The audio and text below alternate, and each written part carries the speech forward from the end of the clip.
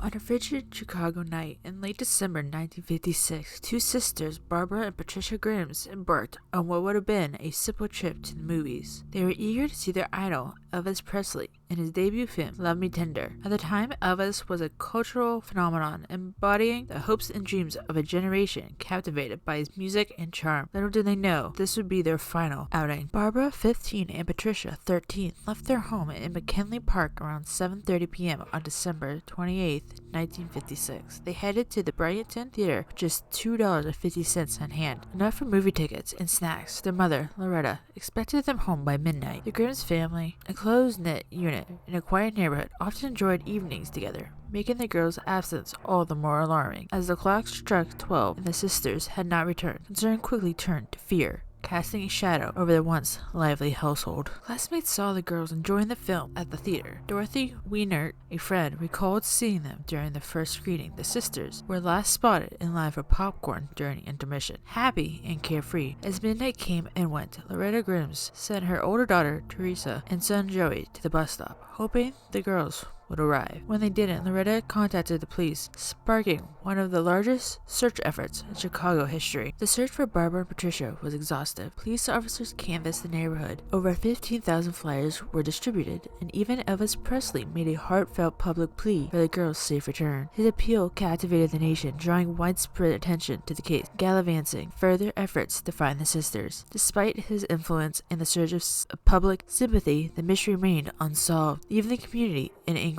Nearly a month later, on January 22, 1957, Leonard Prescott discovered the sisters' bodies along a quiet road in Cook County. The gruesome scene shocked the nation, with their frozen bodies found in a stark state of undress, suggesting potential foul play. Despite initial autopsy reports attributing their deaths to exposure, the lack of definitive trauma and the peculiar positioning of the remains led many, including Chief Investigator Harry Gloss, to suspect a more sinister cause. Three primary suspects were identified throughout the investigation. The first and most notable was Edward Benny Bedwell, whom the Chicago Tribune called a, quote, skid row dishwasher, end quote. Bedwell was a drifter in his young 20s. He worked as a part-time dishwasher at a Chicago restaurant. The owners of said restaurant claimed to have seen Bedwell and another young man with the two girls, who looked like the Grimm sisters, on the morning of December 30th. This information was reported to the police after the discovery of the bodies, and Bedwell was subsequently arrested and interrogated by the police. After a grueling 3 days of intense interrogation, Bedwell confessed to the murdering of both girls with the help of an accomplice. On January 27, 1957, he signed a formal confession and was charged with murdering the sisters. Loretta, however, did not believe the confession. According to her, the facts of the confession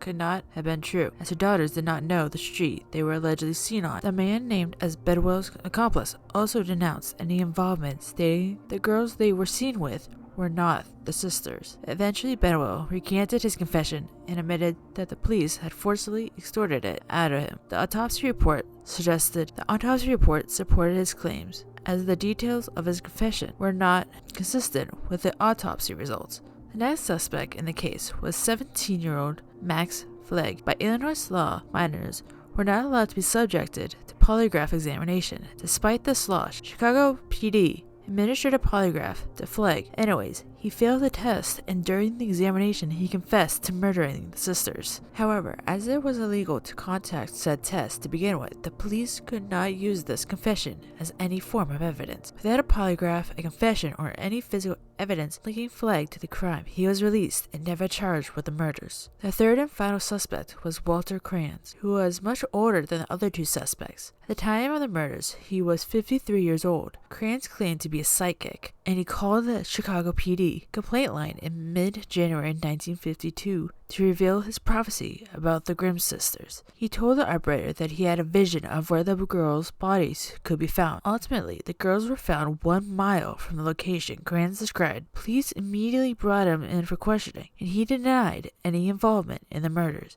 Grines maintained that he knew this due solely to his psychic ability, and though his handwriting was ruled as being very similar to the ransom note Loretta had received, there was no physical evidence that tied Grines to the crime.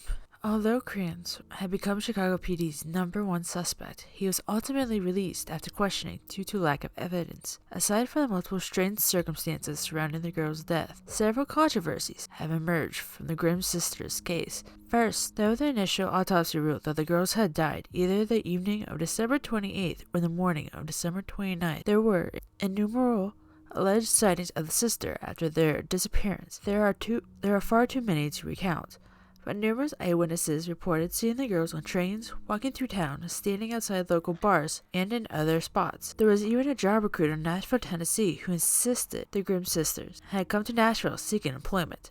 Of the hundreds of reports, it was never officially determined if any of these sightings were legitimate. Gloss firmly believed Edward Bedwell to be the culprit and criticized the way the autopsies were performed. According to Gloss, the wounds on the girls' bodies were not consistent with rodent bites, but rather from physical attacks by a perpetrator. Gloss was also insistent that the girls were abused sexually before their deaths, which is supported by autopsy findings. His theory is that these facts were left out of the official report to spare Loretta and the public from the gruesome details. Perhaps the biggest twist in the case presented by Gloss is the girls' true time of death. While official coroner reports indicate the girls died shortly after leaving the theater, Gloss disagrees. He contends that the ice layer found around the girls' bodies could only have formed if they were warm when dumped there, just before the major freeze early January. Additionally, milk was found in Barbara's stomach, and she did not consume milk at home or at the movie theater, according to reports from family and friends. It also should be noted that Bedwell